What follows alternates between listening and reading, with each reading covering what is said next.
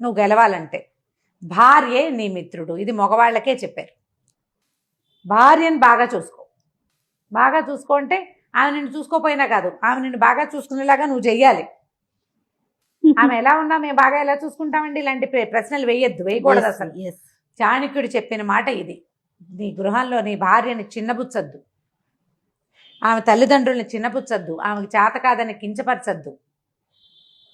ఆమెను కించపరచకుండా ఉంటేనే నీకు గౌరవం. నువ్వు సంసారంలో జయించాలంటే భార్యకి ఆమెకి ఇవ్వవలసిన గౌరవం మర్యాద ఇవ్వు, అప్పుడు నువ్వు గెలుస్తావు జీవితంలో.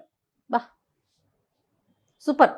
ఇది ఇప్పుడు మరి ఆడవాళ్ళు ఏం చేయాలి, స్త్రీలకు తర్వాత విషయం అసలు అని అడగద్దు, అసలు అది లేదు ఇందులో. అదే అంటున్నాను, అసలు అది విషయమే కాదు.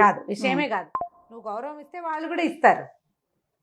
ఇచ్చిన వాళ్ళు ఇవ్వరండి ఇలాంటిది కామెంట్లతోటి మనం ఏం చేయలేము. ఇచ్చేలాగా చేసుకోవటమే అంతే. నీ వల్ల కావాలి అది. నువ్వు చేత కాకపోతే చేత కానట్టు నువ్వు గెలవలేకపోతావు. దానికి మనం ఏం చేయలేము. చాణక్యుడు చెప్పిన మాట ఇది. 3 రోజు చెప్పారు.